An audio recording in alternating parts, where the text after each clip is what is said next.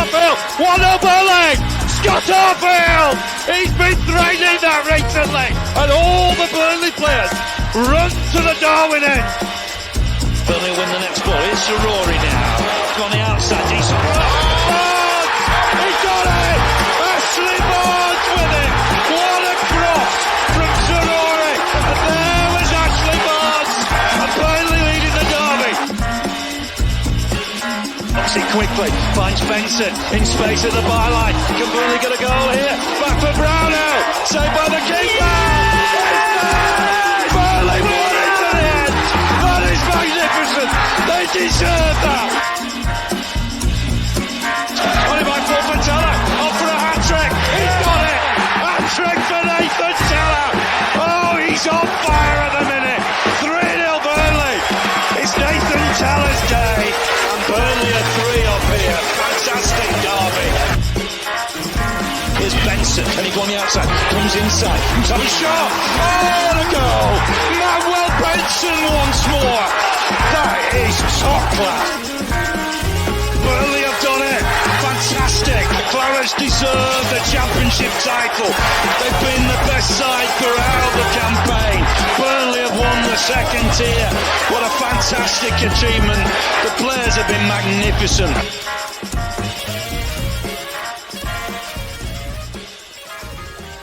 Yes, hello everyone and welcome along to the latest instalment of the Turfcast podcast pre-game show with me, Joe Redmond, ahead of FA Cup weekend as Burnley travel down to the Select Car Leasing Stadium to take on Reading in the FA Cup third round. It'll always be the Medeski to me. I cannot get used to calling it that. But as usual for these shows, I am joined by a fan of the opposition, and I'm pleased to introduce Jimmy from the Royals Review podcast. How are you doing, mate? All good, thanks, mate. Thanks for having me. No, thank you for coming on, mate. I only asked you today, and I really appreciate it because you are currently at work, so that is dedicated. I hope your boss doesn't see this, mate, and gets you in trouble. But I really do appreciate you coming on. Obviously, the point of the show is to get more information on our opponents, and I weren't really going to do one for this match because, nothing against Reading. It's just, even if we've got Liverpool away, it's the FA Cup third round, so I'd be like, I'm not bothered. But then I thought to myself, obviously, we haven't played Reading for a couple of years. It'd be good to get some information on Reading. So talk to me about your season so far then, mate. Obviously, you're in League One at the minute after getting relegated the year we won the championship. How's it gone so far? Because I think you're too big of a club to be in League One, but obviously there's been a lot of external factors and stuff like that that's seen you end up there. So how's your season going so far? I think you're 5th, 6th at the minute, is it? Yeah, just in the playoffs. It's been a weird one. Obviously, I think the word uncertainty sort of sums up Reading at the moment. So, yeah, it's been a bit of a weird season. No one really has a good idea on sort of how the season's going to go or like what's going to change throughout the season. It's been a pretty solid start under Ruben Selles, but I think when he left just before Christmas, it sort of let everyone on a bit of a panic. Everyone was pretty nervous when he left for Hull. But Noel Hunt, Reading legend, he stepped in, and his entourage have done a fantastic job since taking over. We've just come off the back of a great festive period, unbeaten, with 3 wins and a draw. And then on top of that, we've got a fantastic home record this season, and I think off the top of my head, I think it's 9 wins at home. So. Yeah, it's definitely going a lot better than I think most people would imagine. In the playoffs at Christmas, I'm still in the playoffs now. I think if you offer that to any Reading fan at the beginning of the season, they'd definitely take it. That's fair enough. That's interesting because I would suspect with a club the size of yourselves in League One, obviously bigger clubs have fallen down, but you would always expect that promotion is the aim. Is it just a case of sort of like just not going bust at the minute and hopefully getting rid of Dai Young, your owner? Is that just kind of like the focus that's on Reading at the minute? 100%. I think that's been the focus for well over a year. All of last season as well.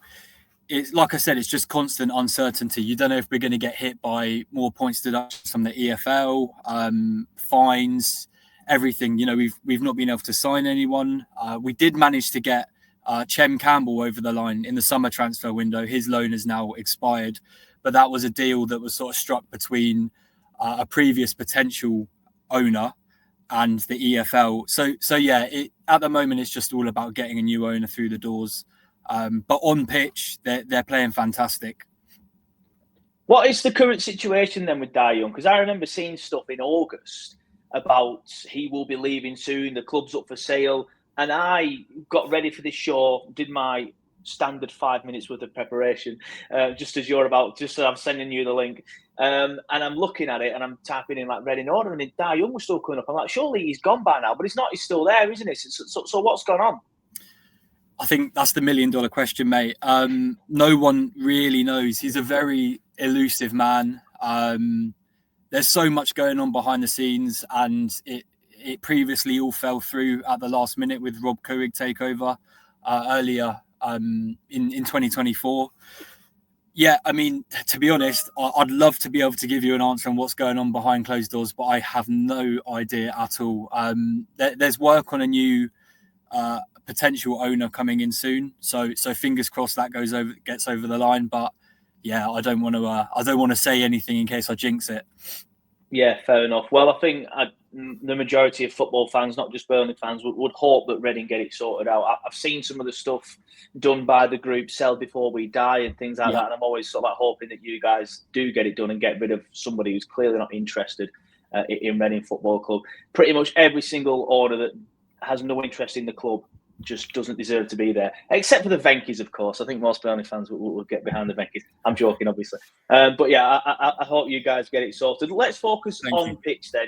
You've mentioned, obviously, Noel Hunt's coming now and stuff. And is he the permanent manager or is he still just an interim? What's the situation with that? Yeah, he's the permanent manager now. I think he signed a 3-year contract. Okay, fair enough. So you said he's got off to a decent start as well, despite all the uncertainty after Sellers left. So what sort of style does he play? Like, how are Reading playing football at the moment? Has he carried on from the work from the previous manager, or has he come in and started doing his own thing? To an extent, yeah. So the formation has stayed pretty similar. We've also got quite a thin squad, so you'll see a lot of players that are sort of filling in positions that they might not usually play in. But yeah, I mean, he stuck to what Sellers had implemented before he left for Hull. We saw a slight change. Sellers was always very keen for our team to sort of press when they're out of possession. And we did see a slight change when Noel Hunt came in, but it looks like he's kind of back. We lost those games as well, the ones where he sort of took away the press. But it seems like he's kind of fixed that now throughout the festive period. And like I said, yeah, we're unbeaten in the festive period. In terms of like the formation and everything, that's all the same. I think the thing that I've noticed the most really though is just the effort that everyone puts in. Yeah. They're just at 110% all game, every game. And I think that sort of brought everyone together a lot more in terms of the squad, and they can just grind out these results, especially away from home. With Sellers, our away form was always something that fans noticed was a big issue. But it kind of looks like Noel Hunt has sort of found the answer to that. We played at Charlton on the weekend. It was a 0-0 draw, but we'd take that all day going off of like what our previous away form was like. So yeah, they're playing well. It's a bit chop and change all the time, but it's nice to see sort of new things being implemented. Yeah, fair enough. You mentioned your home form there as well. What makes the home form decent? I would have thought the atmosphere at I nearly said the Medeski then, at the Select Car Leasing Stadium would be a little bit tense and not necessarily toxic, but a lot of fans on edge because of the uncertainty, because of the situation with the owners. But obviously the home form will tell a different story. So why do you think you're playing so well at home? And which is obviously a worry for us ahead of the weekend. It's the SCL, mate. It's a fortress. It's just the way it is. To be honest, I have no clue, to be honest. I mean, I just think, obviously, we've got a lot of fans there. And I think they're just running off the back of all of this good form at home. It's something they can sort of, I guess, with Sellers, when we didn't have such great away form, the SCL was like a bit of a breather, I imagine, from losing matches away from home. They could kind of think, okay, we're back at home now. We've got a good record. Our fans are going to be behind us all the way. They know everything that we're going through. let's just play our game and see what we can do. And yeah, it's worked out really well. Yeah, fair enough. You mentioned there, let's just stick to our game, play our game, see what we can do. What sort of players could hurt Burnley this weekend? Like, who's your best sort of players? Well, I was thinking about this earlier. Actually, I'm not really too sure.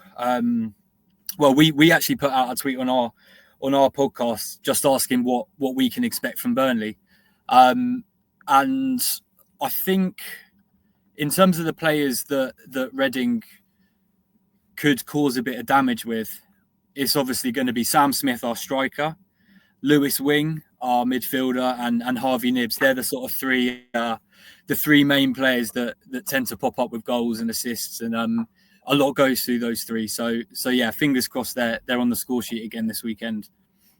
Yeah, fair enough. Apologies for my camera there, mate. Viewers of the channel will know that for some reason, every now and then, it thinks I'm giving a thumbs up and then does a thumbs up bubble and then just crashes because you can't handle it. I was trying to work out if you hung up on me then. No. I didn't suddenly hear that you had some good players. I thought, sod this, I'm done. Obviously, FA Cup, it's down the list of priorities for many clubs, probably including yourselves, though. I mean, that's my question. So how do you guys view the FA Cup? Are you seeing it as a chance to have a run, or is it just a case of let's get out of it and focus on getting out of League One? I mean, I'd be surprised if we came away with anything from this game. You know, with you guys flying high in the Championship, decent win against Blackburn, was it? On the weekend. Yeah. You know, we have our obvious differences, but I'm confident the team will give 110%, like I said. And yeah, you never know, the magic of the cup. I think the main thing here, though, is I think there's about £100,000 up for grabs. And in our current situation, that can come in real handy. So I don't think they're going to just sort of disregard this at all. I think the team are going to be there and they're going to be looking for a win. Whether or not they can actually, you know, get that over the line is a different story. But yeah, I don't think it's something they're going to just forget about and focus on the league. Yeah, you know, I'm not sure how we will approach this. I think we've already spoken on Twitter very briefly, hence why I ended up reaching out to you for the show. I'm fully expecting Burnley to make a lot, if not all, changes. I would suspect Oliver Son, who we've just signed, will come in at fullback. I would suspect that Ashley Barnes will be playing up front. Maybe even seeing the likes of Haladke, you know, dropping the likes of Esteve, Egan Riley, and giving some of the other centre-backs some chance to come in, because they ain't displacing them two players at the minute. And same with Connor Roberts. I would go as far as saying I'd be surprised if I saw 2 or 3 first-teamers, because Josh Brownhill, for example, he's been in Dubai this week, as has Connor Roberts. The lads did get 2 or 3 days off after a very busy Christmas period, so it's going to be interesting to see how we approach it. Are you guys confident going in? I mean, you've just said there, like, you don't think you'll come away with anything from this, but I suggest me then just saying that, me letting you know that some of the lads will be getting rested might give you a little bit more confidence. Are you expecting Burnley to rest a few players and then you'll get a bit more confidence and maybe come away with it? Yeah, yeah, I think so. I mean, especially going off of what your fans were saying earlier to us about players getting rested and what you've just mentioned as well. On top of that, I don't think we really have the depth in our squad to rest too many. So we're going to be playing a relatively strong side, I imagine. And yeah, like I mentioned, they're going to go for it. They're going to give it their all. So I think I'm as confident. I mean, usually with these FA Cup draws against teams that are in higher leagues, you just expect to get beat. I feel a lot more confident this time round. And I think it's mostly just down to the effort that you know that the players are going to put in. And then you just got to see what happens on the day, right? Yeah, I mean, Burnley fans watching this will not be worried, but we don't have the best record, especially when we play against lower league teams. It's mainly from the Dyche era, if I'm honest with you, and I'm very interested to see how they get on tonight against Peterborough at Everton, because he likes to rest players and doesn't really take the FA Cup as seriously as he does the league. So I'm worried to see whether if we rest too many players that we then end up obviously losing the match because of that. That actually brings me on to a good point. It's very cold at the minute. As we're talking to you right now, it's currently -2 in Burnley at 3 p.m. on Thursday afternoon. Now, it's going to get even colder tonight. We're expecting to see -7, -8. It's going to be the same for the next few days going into this game. Is there a chance the game could be called off? Because with all due respect, obviously, I know it's a good stadium, is the Select Car Leasing Stadium, but you guys might not have the resources to be able to keep the heating on all the time and things like that. Do you think there's a chance the game might get called off due to the weather? I'd be very, very surprised if it gets called off. Yeah. We've not had anywhere near as much snow as there has been up north over the last few days and last week or so. I'm in London at the moment, and there's no sign of snow here. It's chilly. Bring your coat for sure. But I don't think it's going to get called off. Yeah, I think when you say bring your coat for sure, I think for Northerners that means just take the shorts off and put some jeans on and you'll be right. But it's not even just the snow though, is it? To be fair, at the minute, it's just how cold it is, man. Like it's just ridiculous. Like -7, -8. Like it's not even funny. Like, come on. I think it got to 0 today in Burnley. That was the high in Burnley today. And it's now -2. And like I said, it's looking like it's going to be -8 overnight. I haven't turned my heating off for 3 days. I'm going to go bankrupt, mate. You mentioned you're expecting a strong team. How are you expecting to set up then? What sort of players are you expected to see play? I think we'll definitely keep our like spine of the squad with Nibs, Smith, Lewis Wing, and Tyler Binden, who again is another fantastic player. He's been tipped to leave us this January, unfortunately. Fingers crossed we can hold on to him in some way, whether it's a loan back or whatever. But I think that will be the like spine of the team. And then I think it's probably just going to be little additions from the academy. We've got a really good academy at Reading, and they do bring through a lot of decent young players. So we could see the likes of Akandi. I think he's back from injury. We've got some centre halves. Holzman, who has been filling in at centre-half recently. The thing is, like I mentioned as well, our squad is so thin. A lot of these players will just be playing each week as well. We don't tend to rotate our squad that much. Whether it's a league game or a cup game, just because we don't really have that luxury at the moment. What I will say is the young players that have come in, they have been fantastic. They've all sort of proved their worth. I think Sellers used to have this saying that if you're good enough, you're old enough. There were a lot of people that were sort of slating the side, saying that they were way too young to be playing. But I will say the majority of them have been sort of the standout performers in some cases. So just because they're a young age, I wouldn't disregard them. They're as good as everyone else on that pitch. Yeah, fair enough. That's good to hear from your perspective. Let's get into predictions then, mate. What sort of scoreline are you predicting at the weekend? Well, I would. I'd love, obviously, to see Reading come away with the result, but I can't really see it happening. Unfortunately, I'm going to go 3-1 Burnley. I do think we'll score. But I do think you guys will probably leave with the win. That would be the most goals that we've seen this season, mate. Like we don't score very often, and I was just going to say I'd be surprised to see you score. Having said that, I have just said we'll completely change the team, so potentially not. I'm thinking we just get it over the line. I don't think it's going to be easy. Probably a standard Burnley 1-0 or maybe even a 0-0 and something like that. I'm not sure. It's going to be interesting to see. I'm looking forward to this one just because I want to see some of the lads that have been on the fringes, not getting many games. Some of the new lads, as I've said, obviously, they're good to see Barnsley back in the Burnley shirt as well. Didn't get a chance to come on against Blackburn. So I do think he plays, as I said, and it'd be interesting to see the new young lad at fullback as well, the Peruvian Danish fullback that we've got. So it's interesting. But yeah, I think I'm just going to think. I just think Burnley will edge it, but I wouldn't be awfully surprised to see you guys win it 1-0 or just nick it because, like I said, I fully suspect we will rotate. We'll wrap it up there then, mate. But before we do go, I always like to give everyone a chance to sort of like plug their own podcast and let people know that where they can find you and the content that you create. Yeah, for sure. Thanks. At Royals Review Podcast. I think I added it as a little handle on my name, so you may be able to see it on the screen somewhere. But yeah, Reading FC Podcast. We focus a lot on the data side of things. There's two of us that run it. Both give our stupid opinions on everything.